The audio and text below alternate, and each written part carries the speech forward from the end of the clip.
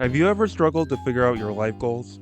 While Pokemon sometimes keeps character goals simple, like becoming champion or seeking the thrill of an adventure, some Pokemon games delve into the struggles of finding purpose and value in our lives, whether it's discovering new ones or rethinking existing ones. But what lessons do these games impart about navigating uncertainty when finding our own purpose and value? Well, sit back, relax, and let's start with someone who struggles to understand the value of his own chosen purpose. Charon is one of your two rivals in Pokemon Black and White. While Charon has the goal of becoming the champion of Unova, his journey is about learning what he should use that newfound strength for, instead of being strong just for the sake of it. Charon is shown to take being a strong trainer seriously whenever you encounter him. Usually whenever you and him have about the same number of badges.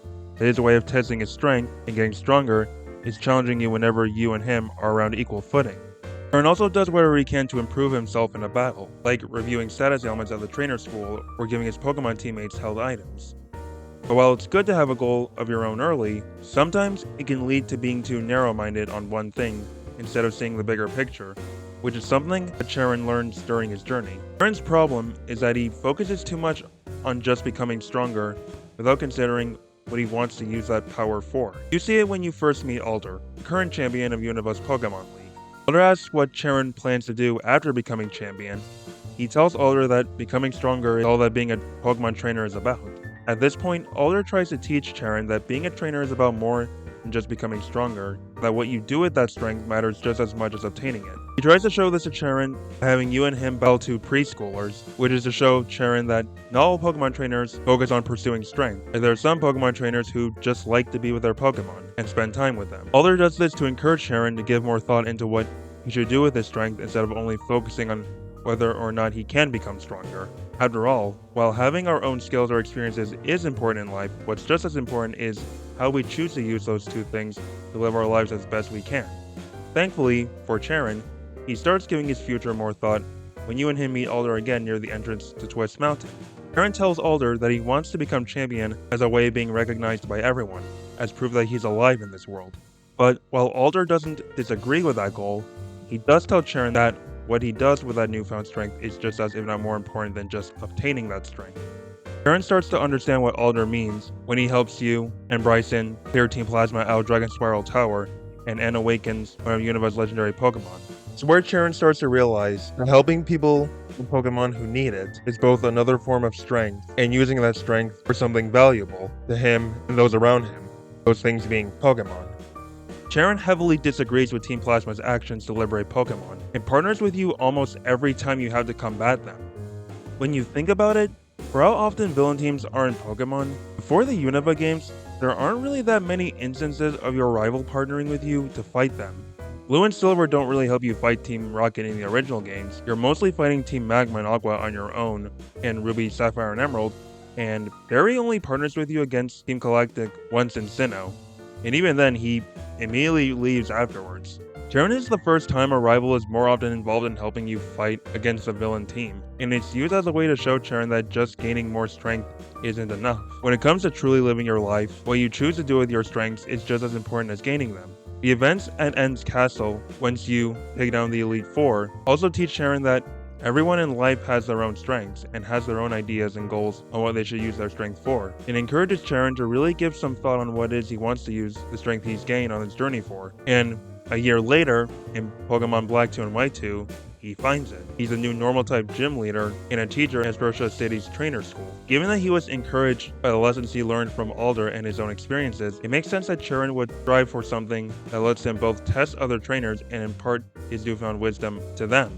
Charon represents how deciding our own purpose and value is using our own strengths to accomplish what we feel is the right path for us. But what if you don't exactly know what that right path for yourself is? Your other rival in Pokemon Black and White is Bianca. While Charon had a goal of his own but chose to give it more thought, Bianca doesn't know what exactly she wants to do in life, and takes the chance to travel around Unova to answer this. Bianca's journey is about understanding her differences between you and Charon, but learning that it doesn't have to be as strong a trainer as you two to figure out her own purpose and value in life. It's shown to you in two ways.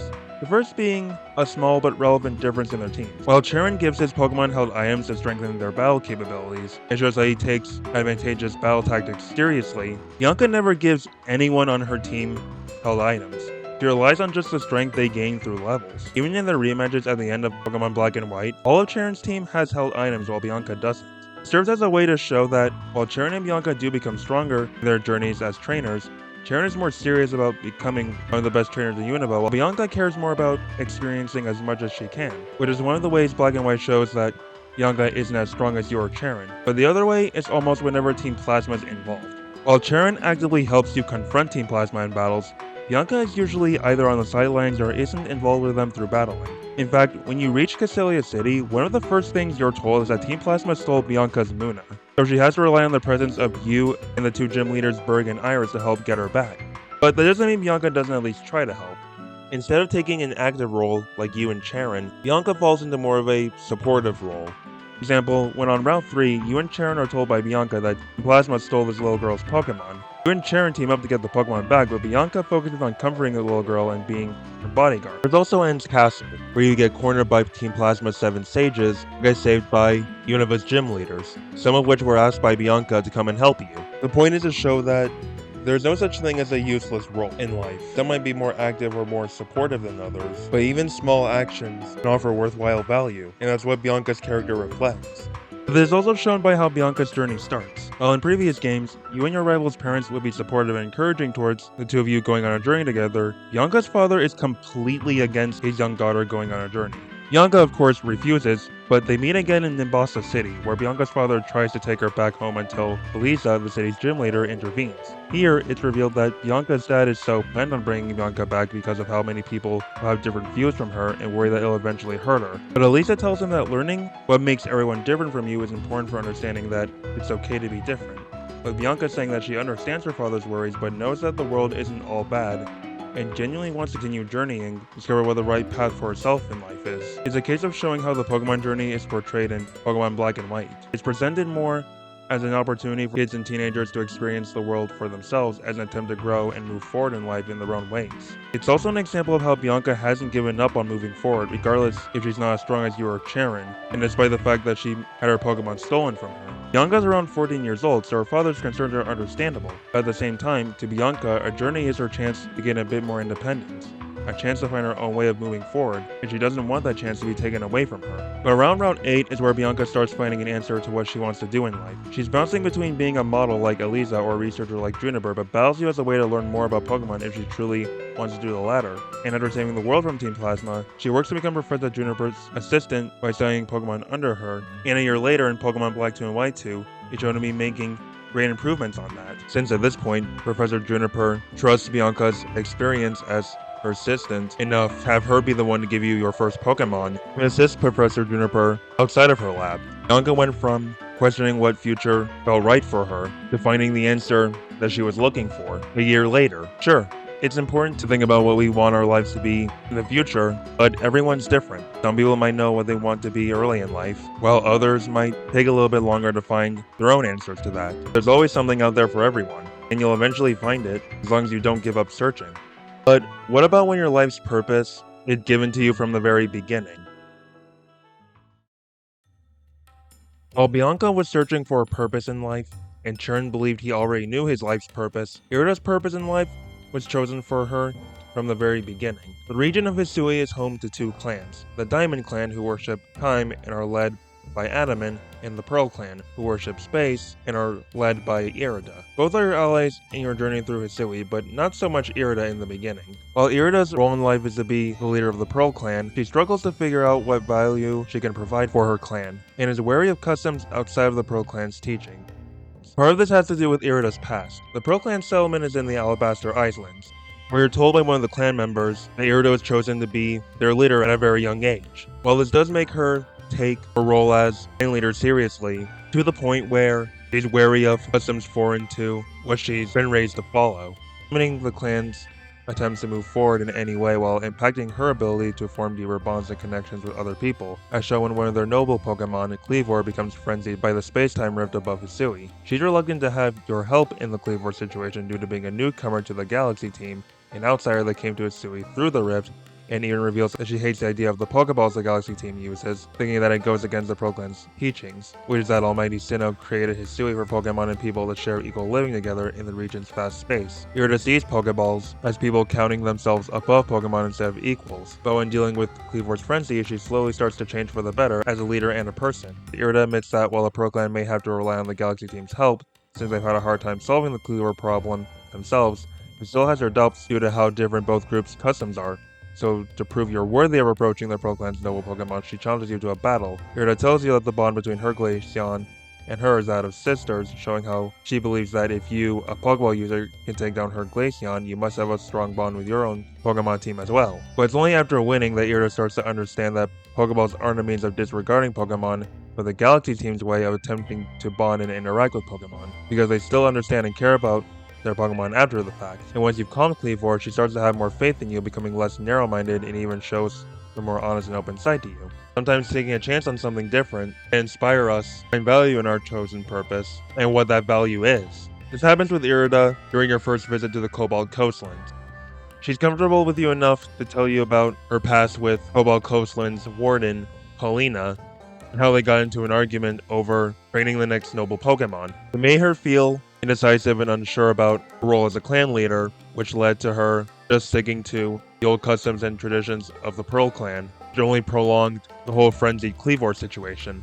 However, she also tells you that she became a clan leader at a young age. She's been so much more focused on how the Pearl clan is in the present, she hasn't considered what it could or should be in the future, but seeing your actions helps her realize that she wants to do all she can to make herself stronger to protect Hisui, offer help to you, and broaden the Pro Clan's horizons, as well as her own, outside of just the Pro Clan's old traditions and customs. By giving you a chance, she has the freedom to express her true emotions on certain subjects bothering her, and even gains a much needed realization that helps her form a goal to strive for, that'll help make the Pro Clan more open-minded and willing to take a chance on something different. This is shown when both Adamant and Irida assist you in the Alabaster Islands. Parts of the mission involve Irida convincing Garrick, warden of the frenzied Hisui and Avalok, to let you call a noble Pokemon to avoid potential dangers and fear to the civilians. And at this point, she doesn't hesitate to show her faith in you, thinking your actions can make a difference for the Pearl Clan. She even gets along better with Adamant. In the beginning, the two could barely see eye to eye and avoid bickering, but after Irida's character growth, plus you helping the Diamond Clan with their own problems, the two interact on